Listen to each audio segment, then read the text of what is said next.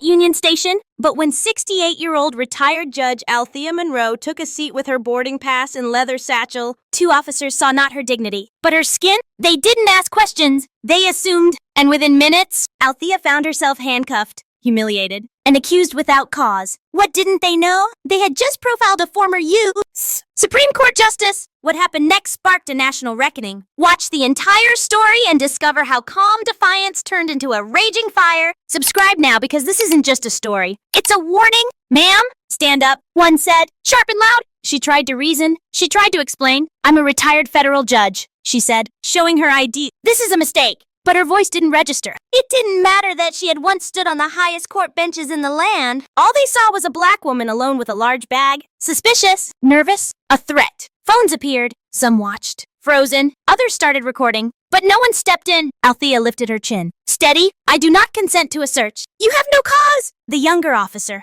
Officer Whitmore, hesitated. His eyes flicked to the camera phones, then to his partner. Maybe we should wait. No, said Officer Huxley. She's hiding something. And just like that, her rights vanished beneath the weight of assumption. Huxley reached for her bag. Althea stood quickly, not to flee, but to protect herself. You are not authorized to search my personal property without a warrant, she said, firm but calm. But Huxley's hand already gripped her wrist. He twisted her arm behind her back with a roughness that made her knees buckle. The cold metal of the handcuffs bit into her skin. She didn't cry out. She didn't beg. But her voice broke when she said, You're making a mistake. She wanted to believe they would stop. Where are you taking me? She asked, still trying to maintain her dignity, as others already typed. Posted and tagged? You'll see, Huxley muttered, dragging her through the station like a criminal. Whitmore followed, glancing nervously at the crowd, clearly unsettled, but unwilling to speak. And Althea, she walked. They pushed her into a narrow security room, its walls peeling and lights buzzing overhead. You're being held for questioning, one of them said,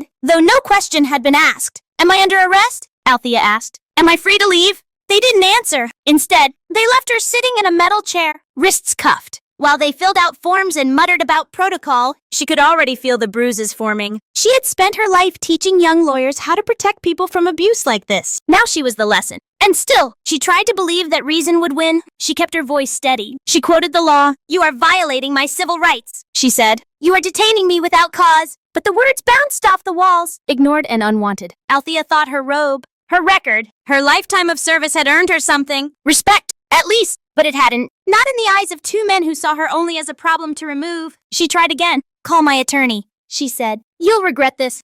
Huxley laughed. Lady, you're not calling anyone.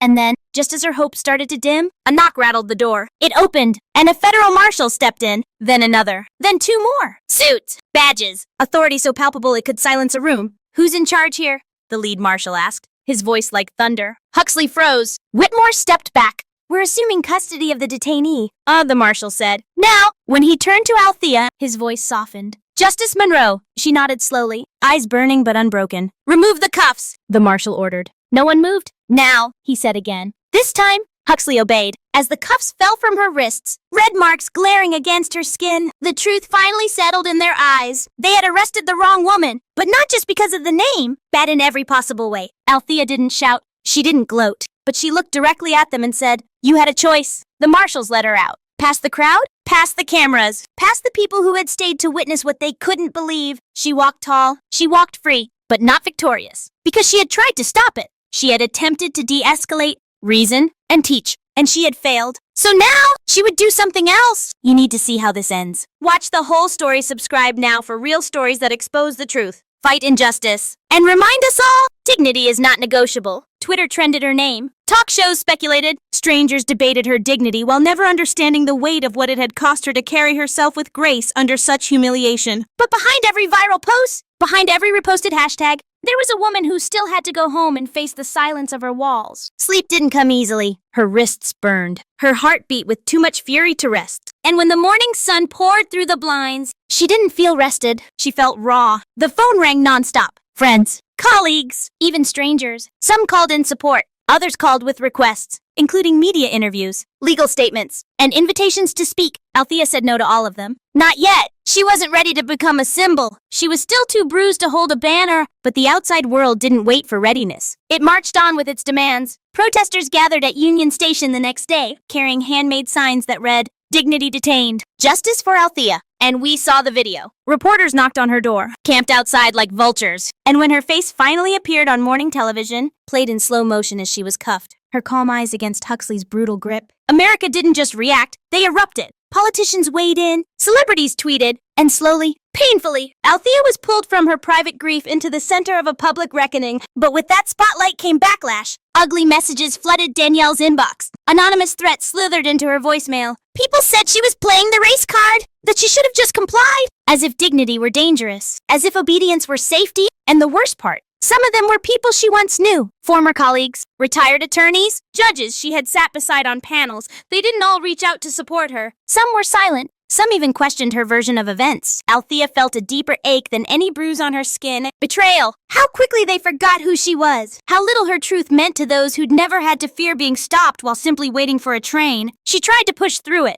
She reminded herself of the people who did believe her, who stood with her. But trauma doesn't leave quietly. One afternoon, just 2 weeks after the incident, she walked into a coffee shop and saw 2 uniformed officers standing in line. Her chest tightened. Her breath shortened. She left without ordering. It wasn't that she feared all police. It was that her body, her spirit, had been jolted into remembering what it felt like to be powerless. And once you've tasted that fear, it doesn't leave easily. The Department of Justice initiated an investigation. Marshals visited her home for interviews. Lawyers assembled teams. She gave depositions, presented evidence, and reviewed surveillance footage that made her stomach churn. She saw herself from every angle, how still she sat, how composed she stayed, how cruelly she was grabbed anyway. It was surreal, like watching a stranger live out a nightmare she already knew by heart. Meanwhile, Huxley and Whitmore were suspended. News reports revealed past complaints. Althea read them all. Stories of minor escalations. Overlooked warnings. She wasn't the first, just the first that couldn't be ignored. That thought haunted her. How many voices had gone unheard before hers? How many people had no cameras? No marshals? No national outcry? And still, the pain deepened. She started receiving letters, some handwritten, some typed stories from Black mothers, fathers, teenagers, all sharing moments they were stopped,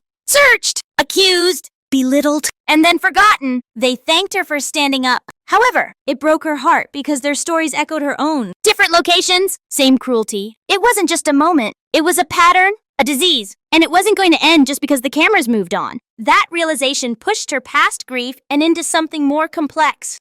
Anger! Not the loud, reckless kind. The focused kind. She realized she couldn't go back to retirement. Not now. Not when her silence might cost someone else their rights. And so, she acted. She formed the Brooks Initiative for Civil Integrity, named in part to remove her name from the headlines. She didn't want fame. She wanted tools. Change. She brought on young lawyers, community organizers, and trauma therapists. She partnered with civil rights groups. She spoke softly in rooms where decisions were made.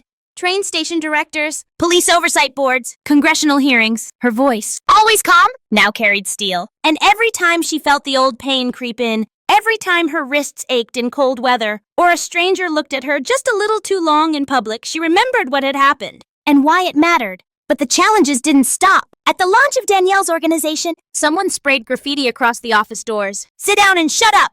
Security footage showed a hooded figure escaping into the night. The police promised to investigate. Nothing came of it. The team scrubbed the walls clean, but Althea didn't forget. Another reminder, pushing back always comes with pushback. Later that month, one of her young staffers, a bright law school graduate named Naomi, was detained outside the courthouse for matching a description. When she told them she worked for Althea Monroe, one of the officers laughed. "Oh, that lady? Still playing hero?" Naomi returned shaken, but more determined than ever. Althea sat with her late that evening, eyes heavy. "I'm sorry," she said quietly. "I wanted to change the world so you wouldn't have to live this too." Naomi looked at her and said, "You didn't fail. You showed us how to fight." Those words stayed with Althea. Through the lengthy hearings, through the trial of Huxley and Whitmore, through the media storms and the sleepless nights, she stood before a courtroom and testified. She recalled every moment, every word, every insult. She stared directly at the men who once tried to strip her of her humanity and said calmly, "You didn't see me that day. You saw a threat where there was none. And now, you have to answer." The jury saw what the world had seen. Footage that didn't lie. A woman who didn't waver. A truth too loud to ignore. And when the verdict was read guilty on all counts, Althea didn't cheer. She didn't even smile. She bowed her head, not in relief, but in mourning, because it should never have come to this. And yet, even after all that, the work wasn't over. Danielle received more stories, more cries for help. Her calendar is filled with conferences, training sessions, and briefings on testimony. She returned to Union Station months later, not for revenge, not to relive her pain, but to unveil a plaque A simple message engraved in bronze. Dignity is not a privilege. It is a right. She stood quietly in front of it, surrounded by travelers who paused just long enough to understand what had happened there. Some recognized her, others didn't. That didn't matter. What mattered was that the place that once tried to crush her spirit now stood as a monument to resistance. Today, Althea Monroe walks a little slower. Her health isn't what it used to be. The emotional scars run deep. But every morning she rises, knowing her pain has become a light for someone else. She knows not everyone gets justice. Not everyone gets a camera. Not everyone gets out. But if her story keeps just one more person from being silenced, then it was worth every bruise, every tear, every sleepless night. She never asked for this role, but she wears it now like armor. Because sometimes, the most powerful revolution begins not with a shout, but with a woman standing still and refusing to disappear. Althea Monroe stood on the edge of the auditorium stage. It had been 11 months since Union Station, 11 months since 2 officers twisted her arms behind her back and put cold metal around her wrists simply because they could.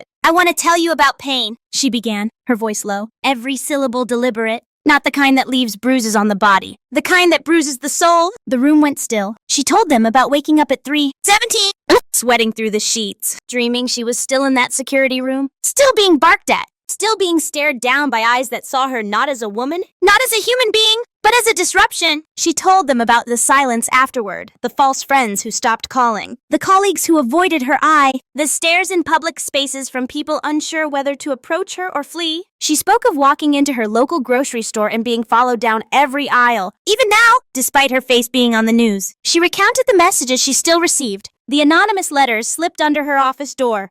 Go back to your place. Stay silent. We don't forget. And she didn't forget either. She remembered the trembling hands of a young girl at a rally who had whispered, "They cuffed me too, once." She remembered a father from Georgia who told her, with tears on his face, that his son had been detained for loitering on their front porch. Your story is our story, he'd said. But you were lucky. There was a camera. There were marshals. There was noise. My son had none of that. Althea had taken his hand that day and promised she would fight like he was her blood. And she had. Every day since. She paused on the stage now, letting that story linger. The thing about being black in America, she said, is that dignity is not assumed. It's earned over and over again, and still stolen in a second. Some in the audience wiped away tears. Others leaned forward, jaws clenched, not wanting to miss a word. She was not just recounting a story. She was reliving a storm, and they were living it with her. Then her voice shifted. It hardened not with anger, but with resolve. They didn't break me, she said. But they tried. She described the months that followed the trial. When the media moved on, the protests quieted down, and her name stopped trending.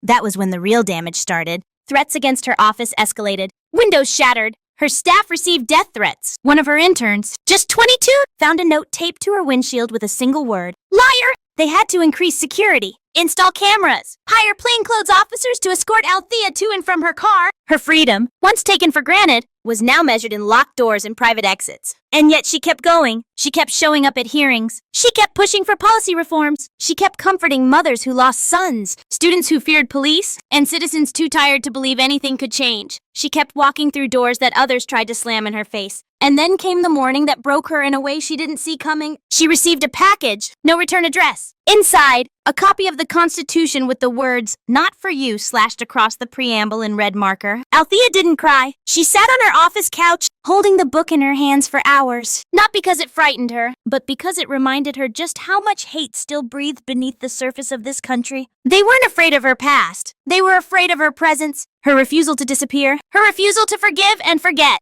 And in that silence, something inside her hardened, not her heart, but her determination. She picked up the phone and called her team. We're expanding, she said. The Brooks Initiative opened 3 new regional offices that spring. They launched a 247 legal hotline. They trained 4,000 community liaisons in knowing their rights, de-escalating police encounters, and documenting abuses. They deployed mobile justice units into rural communities where residents had previously lacked access to legal assistance. They even got emergency grants to place trauma counselors in neighborhoods where detainment was a daily reality. But Althea didn't stop there. She wrote a bill, a real one, with legal teeth and enforceable mandates. It proposed independent oversight panels at all transportation hubs, automatic suspension of any officer caught on video violating civil rights, and mandatory 3-month rotations of law enforcement personnel through anti-bias immersion programs. Congress laughed at it at first. Then her team delivered 2 million petition signatures. They stopped laughing. Now, that bill sits in committee, supported by senators who once didn't know her name. That bill might change the rules for future generations. And it all started with one woman, one stop, one refusal to stay silent. Now, back on the auditorium stage, Althea took a long breath. Her voice softened. I know some of you are tired, she said. Tired of screaming into systems that never seem to listen. Tired of hashtags with no follow-through. Tired of begging for what should already be yours. A long pause. Her eyes glistened. I was tired too. I still am. And then, voice steady again, strong like iron wrapped in velvet. But I'm still here. That line hit the crowd like a wave. Several students stood. Some clapped. Some just cried. If you believe in what we're building, if you believe that dignity should never be negotiable, then I'm asking you to do something simple, she said, suddenly looking directly into the camera filming the speech. Hit that like button. Share this message. Not because I need the fame, but because someone out there, someone who thinks they're alone, needs to know they're not. Someone needs to hear this and realize they can fight back too. She nodded once. Press the like button if you believe that no one, no matter their color, their gender, or their silence, should ever be cuffed for standing still. The room erupted. Applause. Cheers. The echo of hope thudding against the walls. And in that moment, Althea didn't feel alone. She felt heard. She stepped off the stage with quiet grace, moving through a tide of grateful hands and tearful thank yous. Not because she had won anything, but because she had survived everything. And that was the victory. That was the fire she carried now. If this story touched you, if Althea's fight stirred something inside you, don't scroll past it. Press the like button, comment below, share her message, because justice doesn't rest. And neither does she. Althea Monroe was never meant to be a name whispered in conspiracy halls or printed in bold ink across global headlines. But what happened to her at Union Station was only the spark, the ignition point of something so much larger, so much stranger, that even she sometimes wondered if it could all be real. It began quietly. In the days after the trial, after she watched 2 officers sentenced, she returned home to Baltimore with the weight of a nation's fury and hope resting on her shoulders. She tried to slip back into routine morning tea, early walks, late night reading, but normalcy doesn't come easy when the whole world knows your name, or when you begin noticing patterns that don't make sense. The first thing that struck her was the envelope. No stamp, no return address, just a thick black line across the front where her name should have been. Inside was a single photograph. Grainy?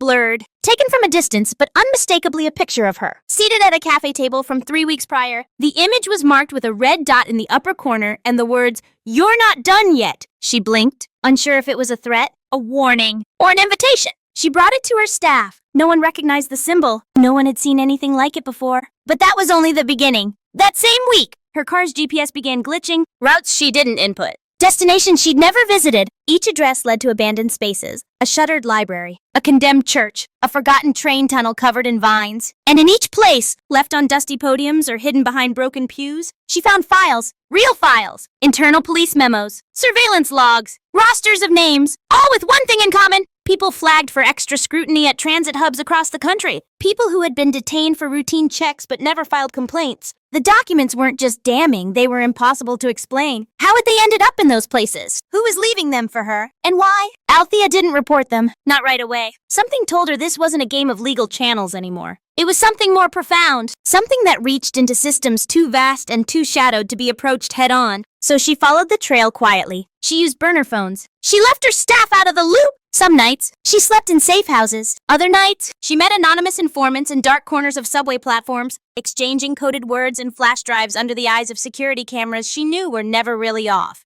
Her world had shifted from lecture halls and courtroom floors to encrypted messages and back-alley rendezvous. One man he never gave a name met her at 2 a.m. in the back of a Chinatown restaurant. He wore gloves and a stitched navy cap. He handed her a USB drive and said only, "You'll need this if you go underground." She opened the files later that night and stared in disbelief. Inside, an audio recording, her voice, from Union Station, saying, "You are violating my civil rights." But the footage that followed wasn't from any phone or Marshall body cam. It was the high-angle, stationary, surveillance that had never been released. She should have been terrified. Instead, she felt a surge of clarity. They had been watching her long before the cuffs ever clicked shut, and someone was leaking their secrets. Althea's investigation took her from D.C. to Detroit, from the west end of Chicago to the forgotten platforms of Kansas City, where she found a locked trunk buried beneath a pile of rusted turnstiles. Inside were court transcripts of sealed trials, affidavits signed under duress, and 2 body cams from officers who had mysteriously vanished from the record. Every document pointed to the same program, a secret algorithm used to flag potential disruptions at major transit centers, with race, age, and behavior all fed into a predictive model cloaked in patriotic language. It had a name: Tier 12. She stared at that phrase in one of the reports for nearly an hour. Tier 12 wasn't public. It wasn't traceable. but it was everywhere, quietly influencing patrol routes, scanning faces in crowded terminals, sending subtle alerts to officers' devices that pushed them towards specific individuals, people who just happened to look like her. That night, Althea stood at a bus stop in Philadelphia, watching the passers-by and wondering how many had already been touched by this invisible system. How many had been stopped for looking around too much? How many had gone home, too tired or too scared to file a complaint? How many had vanished? A stranger sat beside her, elderly, weathered coat, sharp eyes. "They won't let you finish this," he said without preamble. "Not unless you disappear." She turned. "You think I should stop?" He shook his head slowly. "No, ma'am. I think you already started something you can't walk away from." He left before she could ask who he was. Over the next month, everything escalated. The offices she ran were surveilled. Security footage showed a hooded figure escaping into the night. Her home was broken into, nothing was stolen, but papers were rearranged and files moved. And still, she pressed on. She brought her evidence to a retired federal judge, someone she trusted. The man listened, grim-faced, then told her, "If what you're saying is true, Althea, this goes beyond criminal. This is constitutional warfare." She leaked the first round of documents anonymously, then the second. When they began spreading online and independent journalists started connecting the dots, a public wave began to form, not one of outrage, but of disbelief. This couldn't be real, they said. Not here, not now. A secret program targeting people at train stations, a digital profiling algorithm. But survivors came forward, one by one. They sent letters, emails, videos, and in them, they said, "I thought it was just me. I thought I was paranoid, but this is what happened to me." Too, Althea appeared on national television not to defend herself, but to read their words. She stood before a wall of screens, each showing the face of someone who had been silenced. And she said, "You may not believe me, but you can't ignore them. You can't ignore us." The backlash was immediate. She was called a liar, a conspiracy theorist, a puppet, a fraud. But the truth doesn't bend just because it's inconvenient. And Althea Monroe had been bent before. She didn't break then. She wouldn't know. Late one night, her phone buzzed with a number she didn't recognize. When she answered, a voice said only, "They're moving the servers. You have 36 hours." The line went dead. She packed a bag. She left Baltimore. She met a former NSA analyst in a parking garage 2 states away. And together, they infiltrated a defunct postal facility in West Virginia where, buried beneath layers of data storage, they found what they were looking for, the Tier 12 mainframe. Names, numbers, logs, photos. Her photo, flagged, monitored, tracked. She downloaded everything. She barely made it out before black vans arrived. And when she uploaded the data to an encrypted whistleblower site, the country exploded. Investigations were opened. Emergency hearings are called. Department heads resigned. The White House issued a statement that barely acknowledged the truth. But Althea didn't care about the politics. She cared about the people who finally felt seen, the people who now had proof. And yet, through it all, she remained humble. She walked the same, spoke softly, never once asked for praise. She only asked for one thing. Do not forget, not what happened to her, not what happened to the others, and not what could still happen if silence were to return. So if you've followed her story, if you've felt the weight of her truth, if you believe that courage deserves more than whispers, comment below to encourage Althea. Let her know she's not alone. Press the like button so her voice can echo louder than any algorithm. Because this isn't just a story about what was done to her. It's a story about what she did in response. It's a story about what she did next. And what we must do now? Althea Monroe's voice cracked, just barely, as she stood once more before the sea of microphones outside the federal courthouse in Washington. But her hands did not shake. Not today, not after everything. She had just emerged from the most harrowing testimony of her life. Not in a courtroom, but in a closed-door intelligence committee meeting. For hours, she'd recounted a story so layered in betrayal, so dense with risk and courage, that even the most hardened officials in the room sat in stunned silence. The public was not yet aware of everything, but they would, soon. And when they did, the story of the woman who was once handcuffed in a train station for acting suspicious would no longer be a moment in time. It would be a movement. A monument? A mirror. And for anyone who ever doubted her, anyone who dismissed her pain as an exaggeration or a political tool, they would have no choice left but to listen because the truth was undeniable now. It began, as it always does, with something small. That night at Union Station, the 2 officers Huxley and Whitmore approached without warning. Voices too loud, their hands already near their belts, their minds already made up. They saw a threat where none existed. They saw her skin before they saw her soul, and they didn't care who she was. Not really. Not until the handcuffs clicked shut and the federal marshals descended. But by then, the damage was done. Her dignity, pride from her in front of strangers, had already hit the cold floor. She remembered every second of that evening, not because it was unique, but because it was so devastatingly familiar. How many others had been through the same ritual of humiliation? How many had walked away broken, silenced, invisible? But Althea didn't disappear. She could have. retired, respected. She had every right to return to comfort. But she chose something else because the pain burned too brightly to ignore. And because the whispers from other victims, too many to count, never stopped. But what the world didn't know, not until today, was just how far that road took her, just how much she risked, and just how close she came to losing everything in pursuit of the truth. After the trial, after the convictions of the officers, Althea had begun to uncover evidence, strange patterns in the way people of color were flagged at transportation hubs, anomalies in the arrest records, algorithms that didn't make sense. It was a puzzle missing pieces until someone began delivering those pieces directly to her. The packages, the USB drives, the back alley meetings with whistleblowers who spoke in riddles and refused to give their names. What they revealed sent a chill down her spine. A covert federal program Tier 12 designed to scan, sort, and profile American citizens using surveillance, biometric data, and behavior tracking at transit hubs. And the worst part?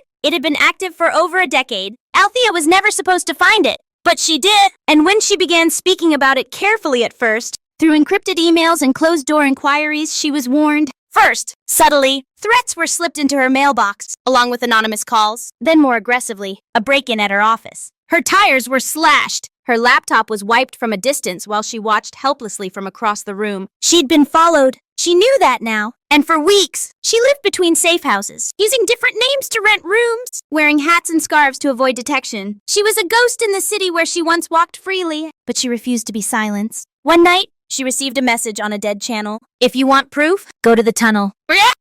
Bring no one. Against every instinct, every warning bell in her brain. She went, dressed in black, heart pounding in her ears. She descended into an abandoned subway shaft, long forgotten by the public. And there, tucked inside a rusted locker, she found the motherlode gigabytes of video footage, audio logs, operational blueprints, and worst of all, files of names. Thousands of them, ordinary Americans. Black, brown, Muslim, immigrant, profiled, flagged, watched, including hers, including children's names. She stood in the dark, reading names through tears, realizing she had stumbled onto something that wasn't just unconstitutional, it was monstrous. But escape wasn't easy. As she turned to leave the tunnel, she saw shadows. Flashlights sweeping, voices barking orders. She ran, dodging through dark stairwells, breath ragged, clutching the hard drive to her chest like it was the last light left in the world. She scaled a rusted ladder, emerged through a maintenance hole into the freezing deep. See there, blood on her hands from a cut she hadn't felt. She didn't sleep that night. She didn't eat. She went straight to the one journalist she knew she could trust, handed over the drive,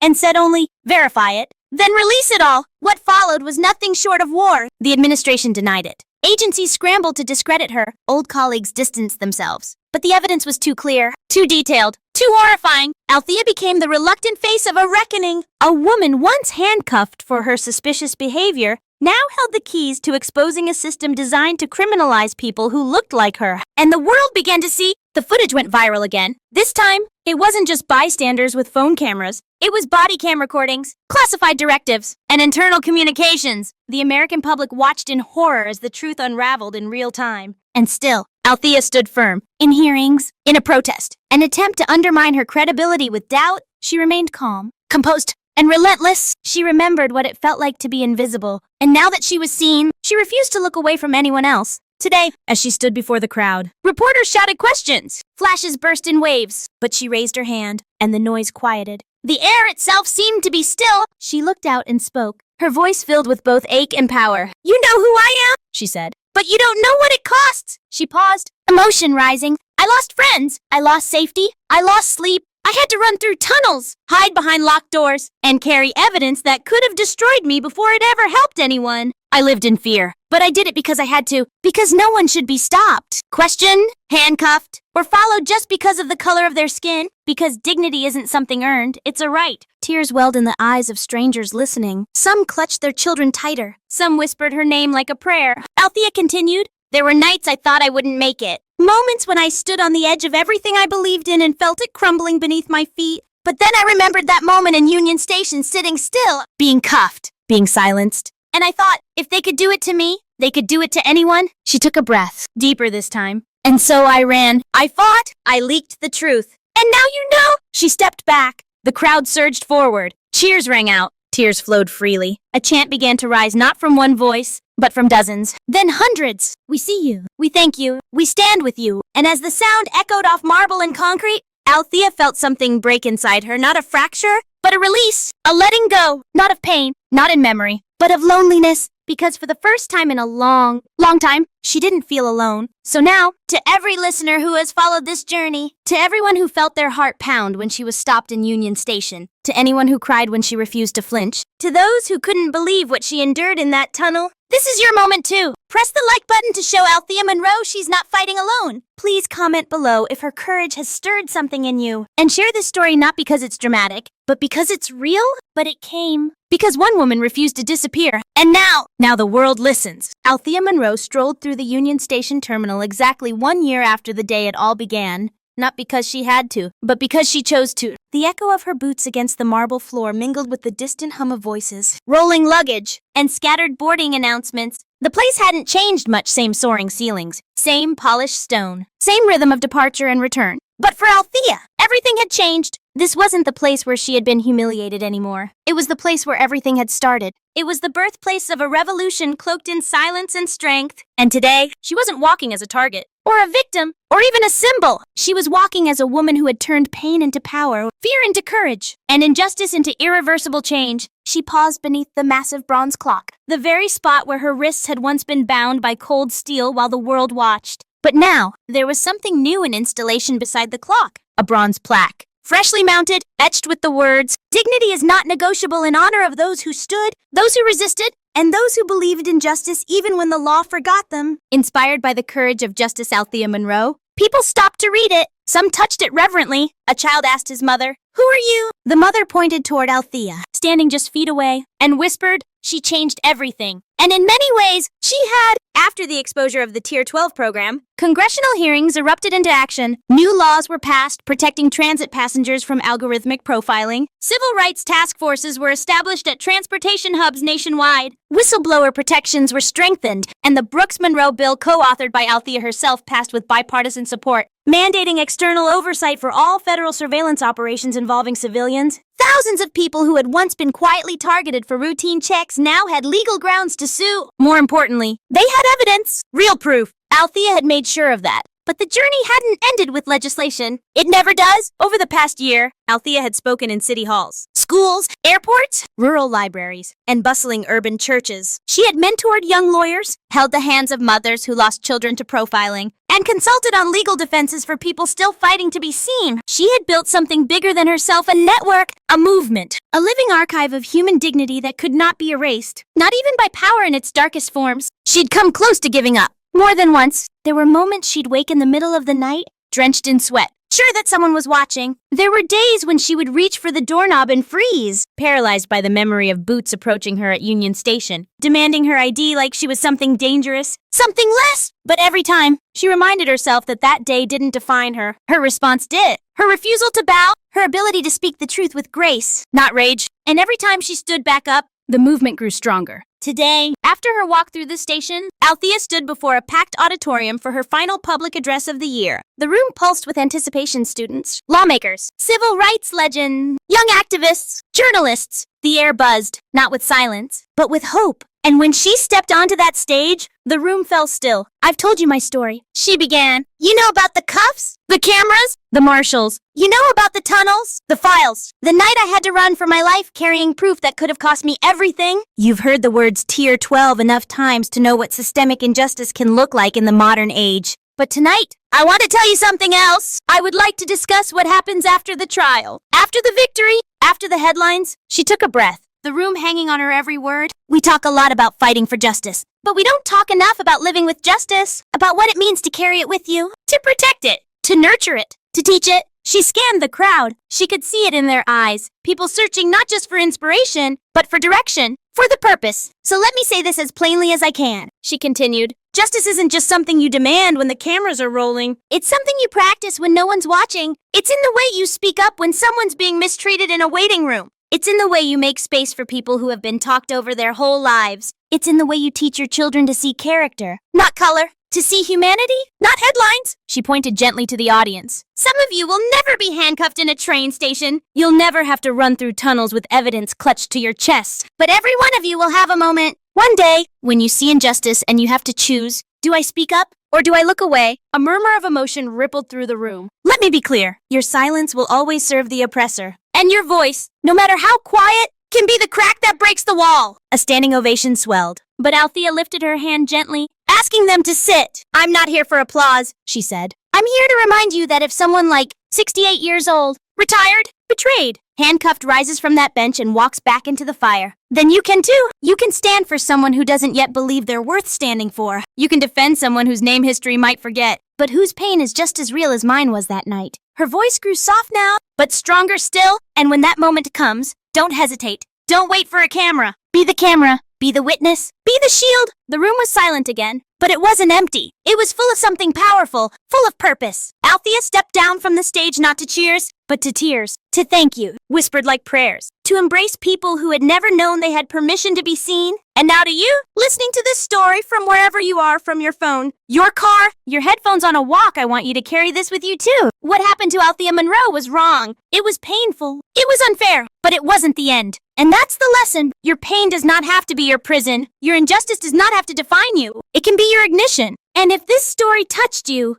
if you found yourself clenching your jaw when they handcuffed her, if you held your breath when she ran through that tunnel, if your heart swelled when she stood beneath that plaque in Union Station, reclaiming the very ground they tried to shame her on, then show her. Press that like button not for us, but for her. For every moment, she kept going when the world told her to stop. Leave a comment below to let Althea know she's not alone. That you heard her. That you believe her. That her fight meant something. And subscribe to our channel for more stories like this, because the fight for justice doesn't end with one woman. It begins with all of us. We tell these stories because they matter. Because you matter. Because silence is how injustice survives. And storytelling, that's how we end it. Together! Althea Monroe stood in front of her mirror one quiet morning, brushing the gray streaks from her hair. The same hair she once wore proudly in courtrooms across the country. But today, as sunlight slanted through the blinds, it wasn't a robe she buttoned, it was a soft navy sweater, worn thin at the cuffs from the long hours she now spent hunched over her desk in the civil integrity offices. Her reflection no longer stared back with the unshakable calm of a federal judge. It held exhaustion. Resolve, yes, but also profound fatigue. The kind that settles not just in bones, but in memory. And as she adjusted the scarf that now always covered the faint red mark left by the cuffs so many months ago, she remembered every second, every humiliation, every whispered comment from those who said she had overreacted, every message from strangers who called her a liar, every letter from children thanking her for not disappearing. And even now, the fight wasn't over. That morning, her staff had alerted her to a new smear article, anonymous sources accusing her of inflaming racial tensions for profit. Designed to discredit. Designed to make her stop. But Althea didn't stop. Not then. Not now. That day, she was headed to meet a group of high schoolers who had invited her to speak not just about her experience, but about dignity, justice, and survival. It should have been a small gathering. Quiet. Safe. But when she arrived at the auditorium, the parking lot was lined with reporters, camera crews, and counter-protesters. They carried signs that read, "Stop playing victim and obey the law or leave." Her security detail ushered her inside, but the words clung to her coat like thorns. As she stepped onto the stage, a few students stood, then more. Applause rippled across the room, not loud, not wild, but steady, like a heartbeat refusing to flatline. Althea took the podium, her fingers trembling as she touched the microphone. "I was handcuffed for asking a question," she began, her voice calm. "I was dragged for having a bag and a backbone. And I stood trial not to defend myself, but to prove that dignity is not a suggestion. It is a right." The room was silent. Then a girl in the front row burst into tears. Her teacher reached over to hold her hand, and Althea knew this was why she kept going. But as the applause faded and the crowd trickled out, she was met in the parking lot by a man in a plain brown coat. He didn't yell. He just stepped close enough for her to hear. "You're destroying this country," he said softly. "We had peace before people like you started stirring things up." Althea looked him in the eye, her voice low. "If your peace requires silence from people like me, then it was never peace to begin with," he sneered, then turned and walked away. She stood still, watching his back retreat into the shadows of the parking garage, and for a brief moment, fear returned. The old fear, the one she carried in the marrow of her bones. But she inhaled deeply. Let it rise! Then exhaled, forcing it to leave her chest like smoke expelled from a burning house. She had too many watching now. Too many are counting on her to stay whole. That night, she returned to her apartment and opened a new envelope. No return address. Inside was a drawing, childlike and bright. A little girl with brown skin, wearing a cape. Underneath it, scribbled in crayon, were the words, "I want to be brave like you." Althea sat on the edge of her bed, clutching the note to her chest, and the tears came, not the hot, angry ones from months ago, but quiet ones, tired ones, healing ones. Because sometimes the most significant battles aren't fought in courtrooms. They're fought in the soul. And hers, though battered, was still standing, Friends, if you're hearing this right now, if you followed Althea's journey from that brutal moment in Union Station to everything she has endured since, don't let her carry this alone. Press the like button not just to boost a video, but to lift a woman who refused to be erased. Leave a comment to tell her she's not forgotten, not invisible, and subscribe to this channel because stories like hers aren't over. They're still happening, still hurting, still healing, and we need each other to get through it. Althea once believed justice was blind, but now she knows it's not. Justice sees everything color. Fear, bias, silence, and sometimes it looks away. But we don't have to. We can keep looking. We can keep remembering. We can keep telling the truth, even when it trembles inside our throats. Because when one woman stands, scarred and shining, and refuses to disappear, she doesn't just protect herself, she shields us all. So, if you feel her story in your chest, if you see your mother, your sister, your future in her eyes, stand with her. Up, unshaken, and proud. Let her know that even when the cameras stop rolling, we are still here. And so is she. Months later, as spring began to bloom across Baltimore, Althea Monroe stood once more at Union Station, not in fear, not in mourning, but in purpose. A crowd had gathered. Some held flowers, others held hands, but all held something deeper, respect. Before her, a permanent steel plaque had been mounted on the marble wall near the bench where she once sat silently before being handcuffed. It read, "In honor of Althea Monroe, a symbol of dignity under pressure, and the power of peaceful resistance." As the crowd fell silent, she stepped forward and placed her hand gently on the plaque, her voice steady and calm. "This place once took something from me," she said, "but now it gives something back, not just to me, but to anyone who has ever been told they don't belong." The moment wasn't about anger anymore. It wasn't about revenge. It was about hope, because what began as a moment of humiliation had become a movement of change. Her organization, the Brooks Initiative, now spanned across 18 cities. Laws had changed, policies were reformed, and more than anything, people had learned to speak up louder, bolder, together. But Althea knew her journey was more than a personal victory. It was a reminder that justice doesn't come easily, that dignity, once stolen, must be reclaimed not with violence, but with unwavering truth. To those watching, listening, or reflecting on this journey, let Althea's story serve as more than inspiration. Let it be a guide. In your own life, whether you're sitting on a train platform, walking down a street, or simply existing in a space that dares to question your presence, remember this: you do not owe anyone your silence. You do not have to shrink to fit into someone else's idea of comfort. Your voice is a shield, your story is a sword, and your dignity is not a privilege. It is your right. Stand tall, even when your knees shake. Speak up, even when your voice cracks, and never let injustice make you invisible. If this story touched you, if Althea's strength echoed something inside your soul, then please, take a moment right now. Press the like button to show your support for her courage and conviction. Leave a comment to remind her, and others like her, that she is not alone, that we see her, we hear her, and we stand with her. Subscribe to this channel so you won't miss the following story of resilience, truth, and justice, because these aren't just stories, they're real battles. And together, we shine a light into the places that once tried to keep us in the dark. Let's not just be inspired. Let's be transformed. Let's make sure that the next Althea Monroe doesn't have to walk alone. Let's make sure that the next act of injustice is met with a wall of witnesses who refuse to look away. The world changes not in grand explosions, but in moments just like this, when one story meets one listener and moves them to action. So don't just watch. Be part of this. Stand for something. Stand for Althea. Stand for justice. And remember, sometimes the greatest revolution begins with a woman standing still and refusing to disappear.